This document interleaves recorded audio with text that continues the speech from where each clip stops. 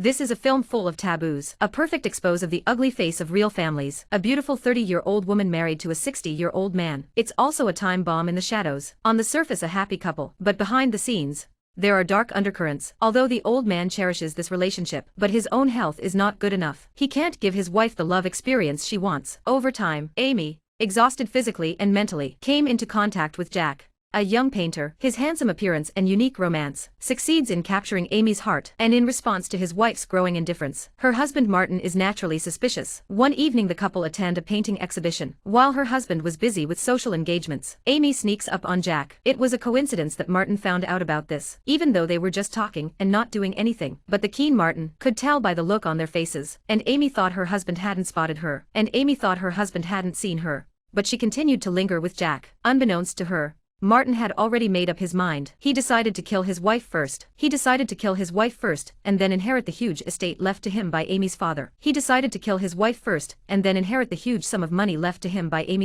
But who would have thought? His plan was to hire Jack to kill Amy. Martin gets right to the point. He reveals what was going on between them. He also reveals a lot about Jack. It turns out that Jack is a former prisoner. To change his miserable fate, he learned his painting skills in prison. After his release from prison, he disguised himself as a young painter with artistic germs to lure ignorant rich women and cheat them out of money and sex. After hearing Martin's words, Jack was speechless. It was clear that what Martin said was true. If Jack didn't agree to kill Amy, then Martin had enough dirt on him, enough to put him behind bars. He then offered Jack $500,000 to keep his mouth shut, and Amy was about to take a bath. He didn't know about Jack's betrayal, and he didn't know he had become a bargaining chip for the two men. Just as Amy was in the throes of her bubble bath, a man in black walks in. Suddenly there was an urgent phone call. Amy walked over unawares to answer it.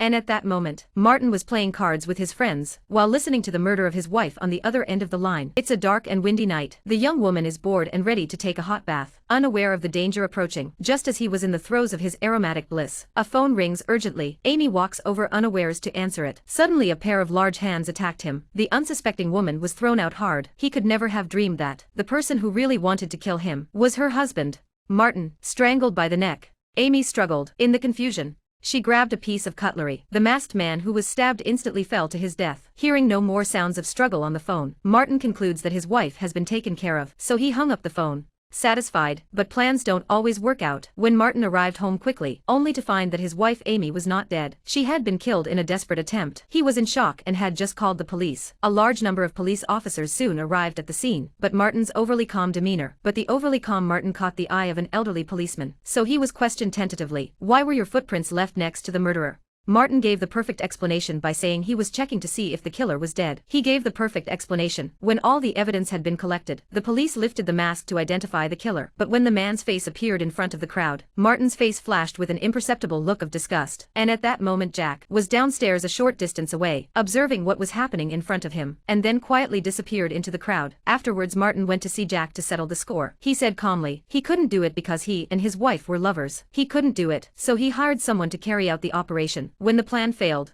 Martin refused to give up. He asked Jack to wait for his instructions, and it wasn't over yet. A few days later, Jack called him on his own initiative. He played a recording of their deal. He used it to threaten him with an additional $500,000. Otherwise, if the recording was exposed, Martin would not only lose his reputation, he would have to go to jail. Out of desperation, Martin agrees to go and get the money. On the other hand, Amy was also suspicious of her husband. Only the couple wears the key to the house. How did the killer get into the house? And why did he kill himself without saying a word?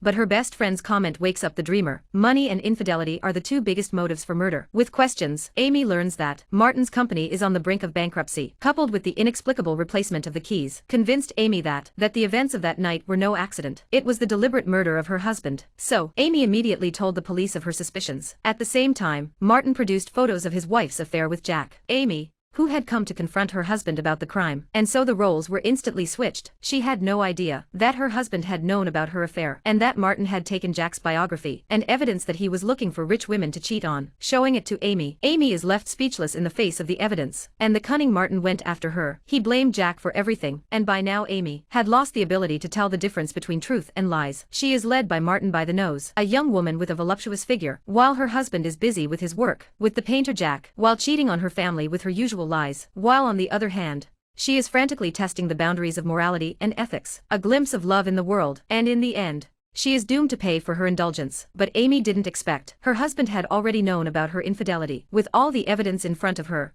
Amy is only ashamed and apologetic. But her husband Martin had his own plans. With the $500,000 she had been blackmailed by Jack. He was ready to go and get some closure. But Jack wasn't here. He just left the ring and a note telling him to make a deal in a park. He was just about to leave when he got an unexpected call from the railway's customer service. Through the customer service, Jack had already bought a ticket for the trip out of town. This has fueled Martin's desire to kill. When the deal was done, Martin took the tape and followed Jack quietly and ambushed him in the box in advance. Unaware of this, Jack thought he could get away with it, not knowing that he was about to be killed. As he rejoices in the $500,000 cash within his grasp, a shiny dagger stabbed him in the chest. He thought it was all over, but the cunning Jack seemed to have seen it coming. A copy of the tape had been sent to Amy. Looking at the courier's slip, Martin knew that the tape had been sent to his home, so he rushed back to the house to stop him before his wife received the delivery. Luckily for him, Amy received the delivery and just left it on the table. She didn't open it to look at it. He took advantage of his wife's days on the balcony. He put the tape in his safe, in her own safe. The next moment Amy suddenly appeared, but he didn't notice anything unusual. But when he saw the shoebox,